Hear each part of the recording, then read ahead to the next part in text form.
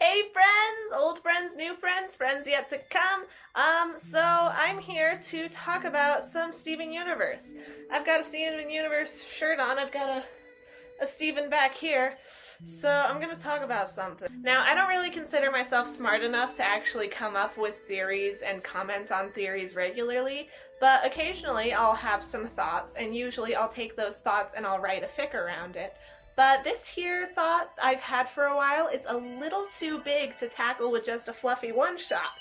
Not that I won't write a fic about this, but also not that I will, but I thought I might make a video to talk about my thoughts regarding Pink Diamond and the cluster. So a lot of Pink Diamond theories, especially after the Wanted special, seem to focus on the past, who she was, what she might have done, and especially who actually shattered her and how. But I want to talk a little bit about the future of Pink Diamond. Lillie, she's dead. How can she have a future? The thing about shattering is that, as we've seen from shards in Fribo, Secret Team, and most notably the shards in the cluster, is that it doesn't actually equal the human concept of death. Pearl states in the What Are Gems short that if a gem is shattered, she'll cease to be. But these shards still retain some semblance of consciousness, enough to possess objects, create physical forms, create bubbles, and even talk to each other. So Pink Diamond was shattered, but that doesn't mean that she's 100% eternally gone forever. Well, kind of, yes, she is. But more on that in a minute. But her shards are still somewhere out there doing something. So there have been a lot of different theories about what happened to Pink Diamond's shards. The biggest one that I saw for a while was that they were somehow turned into lion and that was the source of his magic. But now we know, or can at least pretty certainly assume, that Lion's magic is due to being resurrected by Rose's healing powers like Lars was. I've seen other plausible theories that Pink Diamond's shards are inside Lion's treasure chest, in a bubble somewhere in this mess, or in Rose's moss. And I like all of those, and I think they're all equally possible, but you know what's also possible? The shards are in the cluster. Furthermore, I believe that being a diamond, she has the most powerful shards that are in there. Not to mention she's probably got the most shards, or the biggest shards, because, you know, she's a big gem. Meaning that if when the cluster forms, she would be more Pink Diamond than any other gem.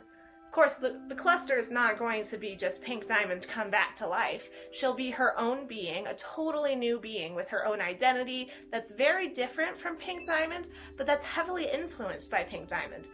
She might have a similar appearance, power set, and possibly might grow to fill a similar role to Pink Diamond's. So who else do we know that's got the similar appearance, power set, and role to someone who died a long time ago? Someone wise and powerful and well-loved, someone who's actually a little shady, morally speaking, but still someone who's missed and mourned by her loved ones? It's no secret that the loss of Pink Diamond is meant to parallel the loss of Rose Quartz. Both Rose Quartz and Pink Diamond are heavily associated with plants and flowers, especially becoming overgrown in their memory. The song What's the Use of Feeling Blue from That Will Be All shares the same color scheme and a fairly similar theme to the song Both of You from Mr. Greg. In Steven's dream, Greg even directly talks about losing Rose to empathize with Blue Diamond grieving over Pink. They are directly compared in the dialogue of the show. Bonus, diamonds are multiple times referred to as matriarchs, aka moms, and the crystal gems are very often referred to as moms. It all fits together. So if the crew's going to draw direct parallels between losing these two characters, why not keep doing the same moving forward? When Rose Quartz died, she created Steven, and those who loved Rose are finding ways to move on from her by loving Steven. He's not a stand-in for Rose by any means, he is his own person, but his presence allows Greg and the Crystal Gems to attain some closure, and I think that the cluster could do the same for the diamonds. It would be a perfect way to tie these two arcs together. We know that the Crewniverse is a master of long-term storytelling, so we know that the issue with the cluster isn't permanently resolved right now. It would be beautiful for the cluster to find some place to safely take form, and then to help with the Diamond's recovery and redemption arc. And yes, I do believe that the Diamonds should get a redemption arc, and that could be a good thing.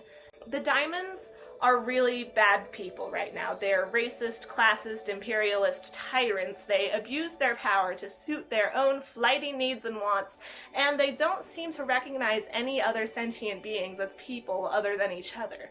But Rebecca Sugar and the rest of the Crooniverse have stated time and again that there aren't actually any villains of this show, and that the main theme and the main moral has always been the power and the goodness of different kinds of love. Whether you view them as sisters or lovers or whatever, it's undeniable that the Diamonds are very close and very deeply love each other. So imagine what would happen if they found out that one of their own is now part of a brand new being who is also made up of probably every other type of gem. If the cluster is largely made up of pink diamond, blue and yellow would probably view her as such. But the cluster is also made up of pearls and quartzes and rubies and nephrites, crystal gems and homeworld gems and perfect gems and defective gems, and they are all here together as one cohesive being who has come to know and love every single piece of herself. Yellow and blue diamond would have no choice but to acknowledge that all these other gems are just as valid and valuable as pink diamond.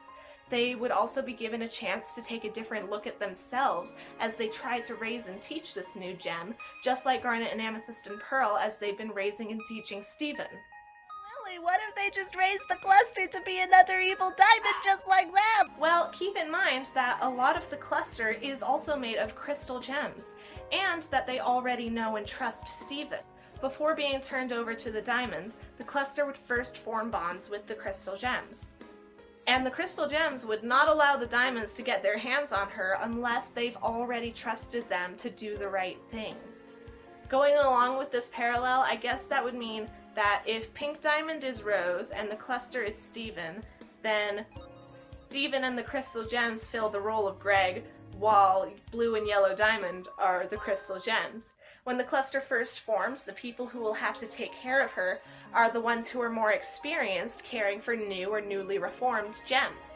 While this happens, the Diamonds will be going through their main arc of changing their viewpoints and attitudes on other gems and other life forms. They'll become more accepting and understanding and tolerant, just like the crystal gems have become more accepting and understanding about humans. Then eventually, once everyone's ready, then the cluster will begin a new part of her life with her new family, the new and improved Diamond Authority.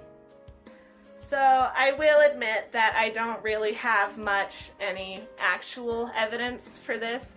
There's no screenshots or interviews that I can close up on and get like actual clinical proof.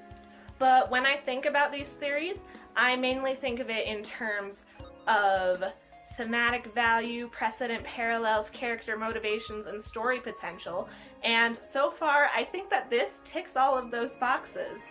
But yeah, that's my theory on the future of Pink Diamond. Let me know in the comments if you think that this is cool or plausible. If you think it's stupid, keep it to yourself, because mean words make me sad. So that's all I have for you today, friends. I hope you have a wonderful day. Adios, amigos. If the cluster is mainly lard... mainly lard... Hey, what are you doing? You need to get out of here. Dear one. Pen. Okay, I have a pen on the table. The dog's barking. If the cluster is mainly Lars, whoa, this is a whole different theory. No.